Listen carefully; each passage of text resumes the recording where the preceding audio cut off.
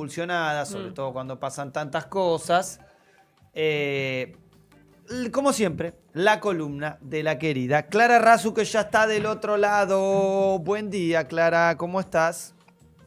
Hola, buenos días. Le ocuparon la silla Delphi. Ahí se la ocuparon. Le No sé ocupamos muy la bien, silla. no sé muy bien qué Sí. pasó, pero está por acá. No sé, yo recibo órdenes nada más. Ah, Se cayó. Se cayó, ahí me acaba de avisar. Se cayó yendo al baño, corriendo, Va. con lo cual va a ser curada seguramente de una frutilla en la rodilla.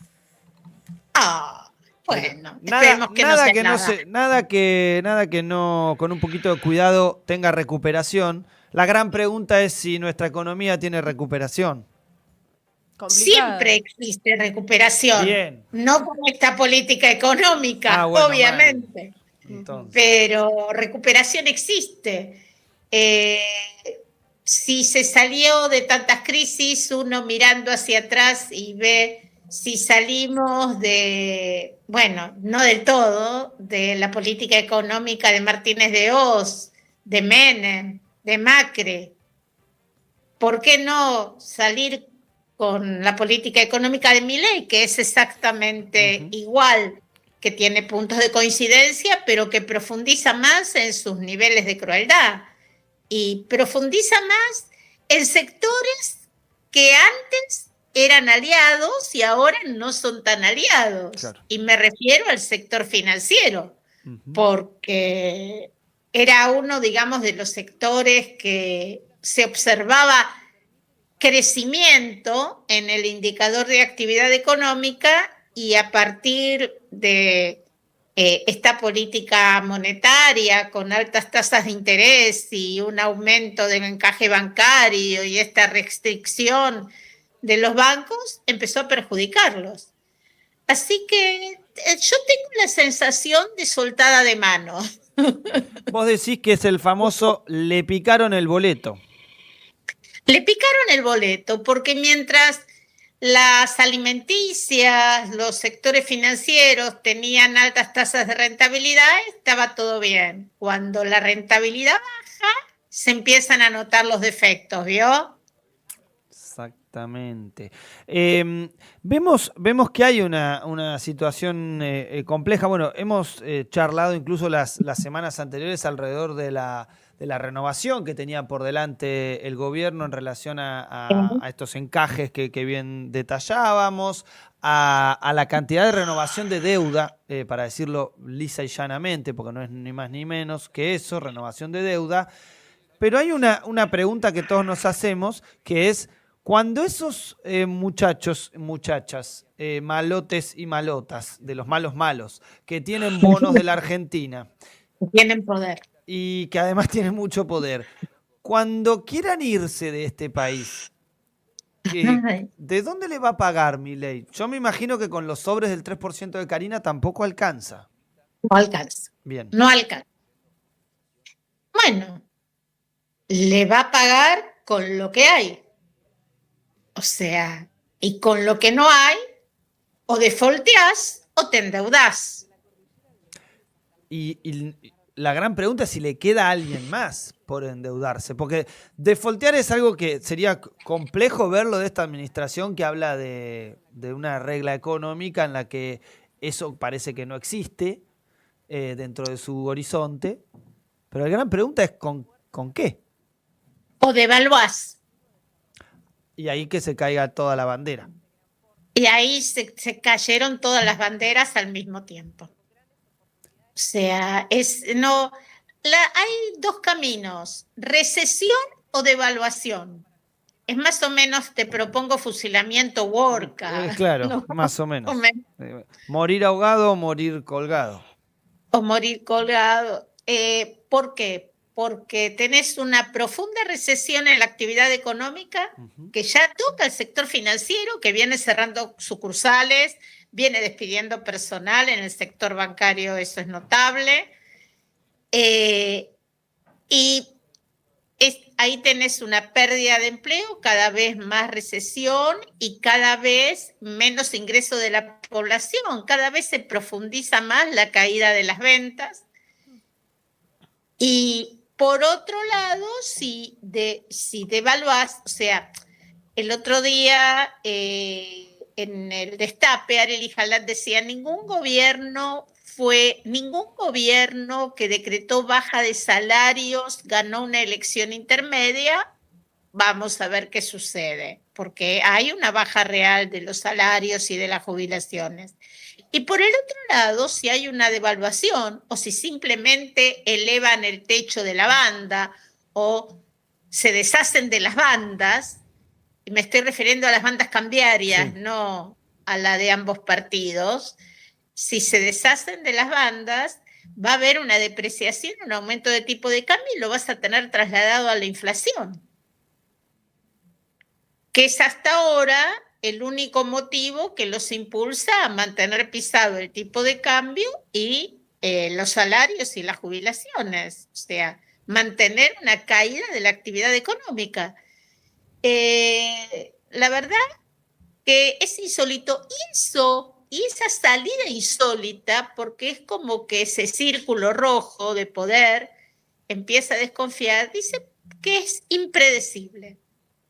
¿Mm? O sea, ellos no pueden, o sea, tienen expectativas negativas porque es impredecible. A todo esto, el miércoles se licitan 14 billones de pesos Claro. en deuda.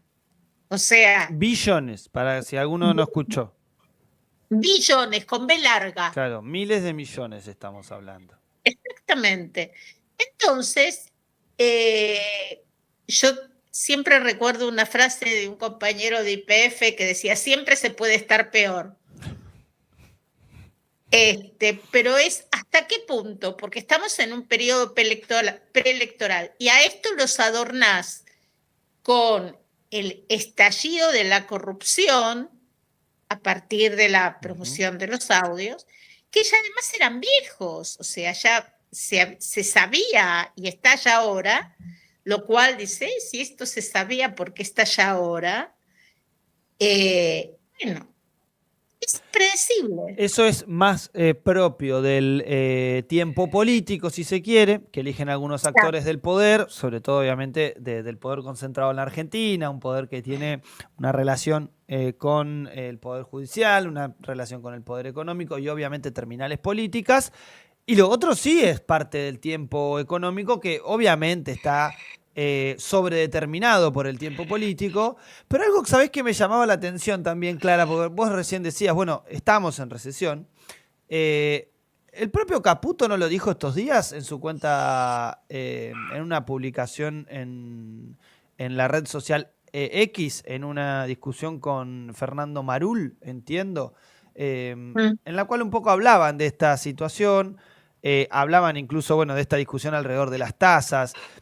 Hablaban un poco del impacto de la actividad, de la suba del dólar y de la suba de las tasas. Entonces hacían esta comparativa, y incluso queriendo plantear que la cosa va a ir bien, ¿no? Porque Caputo decía, bueno, vamos a tener unas grandes elecciones en este año.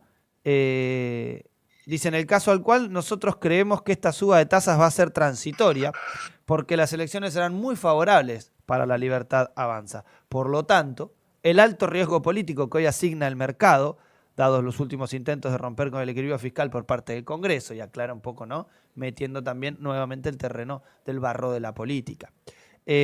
¿Cómo analizas estos dichos? Porque venía siendo un tipo que dice, che, acá está todo bien.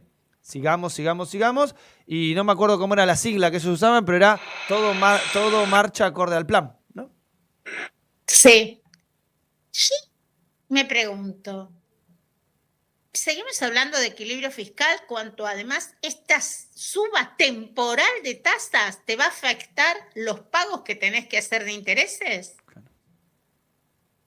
O sea, hablas de suba temporal de tasas y todavía hablas de equilibrio fiscal cuando ya tenés déficit financiero. No lo digo yo, lo dice el Fondo Monetario Internacional.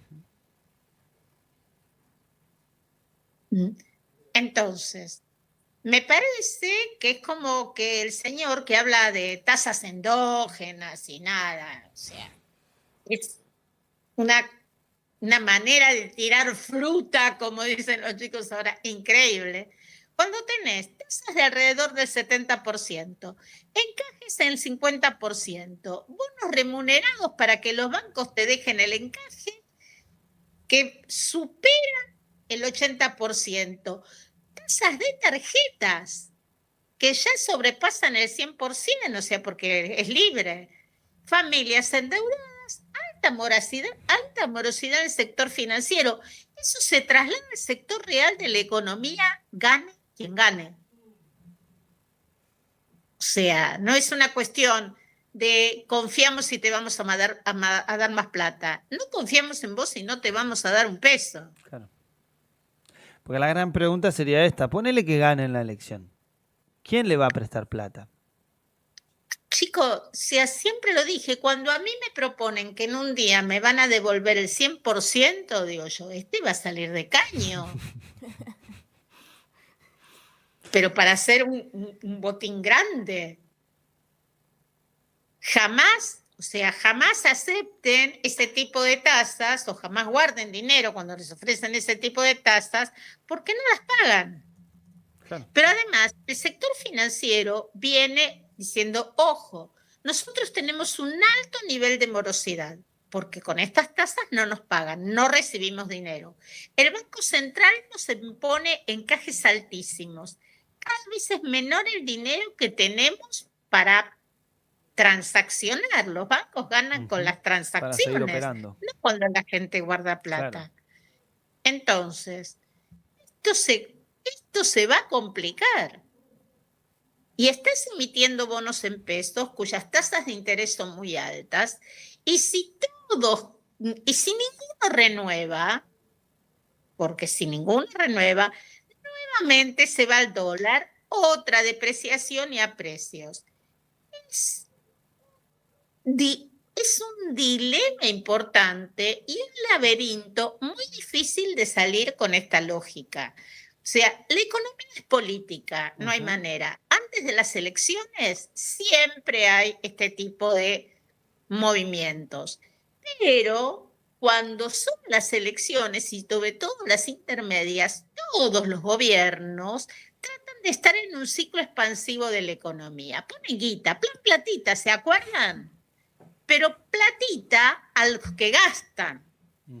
Platita que también usó Macri en el 2017 en elecciones intermedias. Sí, recuerdo. Y 2019 me acuerdo que también hubo una... Y en 2019 también. Pero además los invito a que lean Paul Samuelson, norteamericano, demócrata, que dice que hay un ciclo que es el ciclo político. Y él dice, siempre antes de una elección hay una expansión con expansión de la demanda agregada. ¿Para qué? Para ganar las elecciones y después ajustar. A ver, nosotros vamos a elecciones con un ajuste. Con caída de salarios reales, con veto, aumento de jubilaciones miserables, aumentos, con conflictos, vetando leyes que implican mejora en la calidad de vida de la población. O sea, entonces, con una recesión muy importante, con caída de ventas, con cierre de pequeñas y medianas empresas, y en el medio escándalos que involucran coimas millonarias.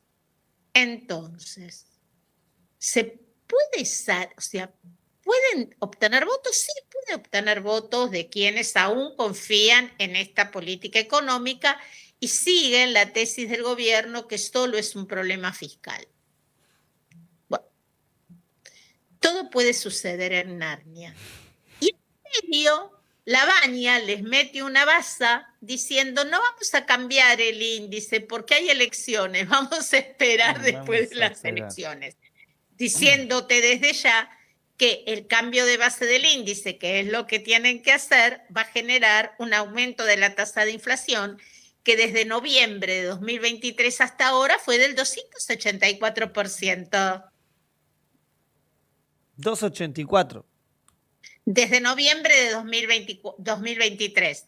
O sea, en el año y medio de este gobierno, que suma todas estas barbaridades en términos políticos de corrupción, además tiene 285.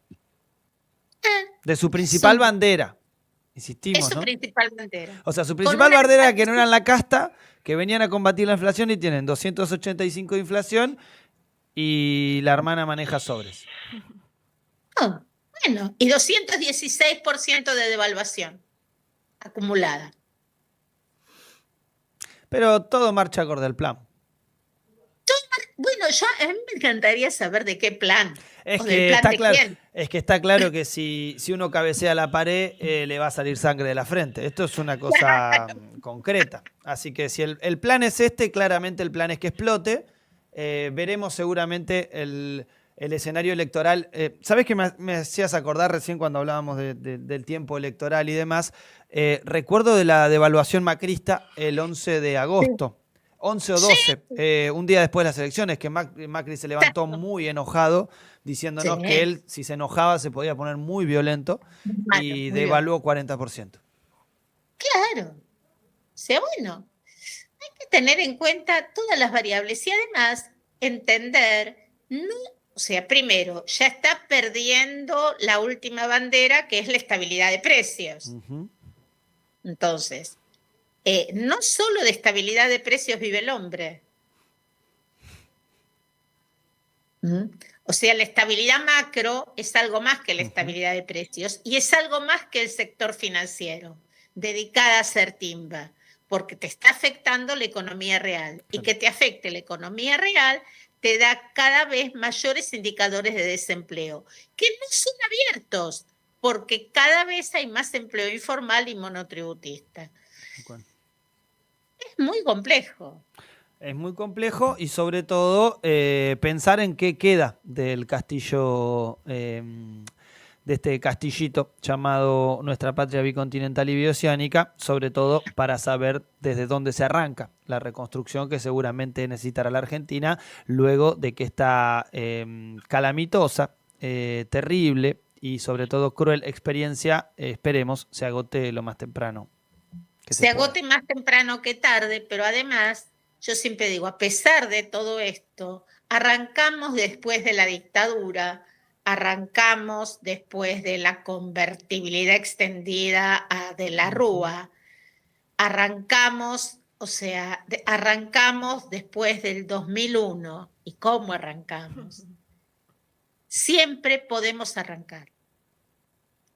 No siempre con las mismas medidas, porque siempre hay contextos internacionales distintos y que te obligan a tomar medidas económicas distintas, pero siempre con el mismo objetivo. Hay que fijar cuál es el objetivo.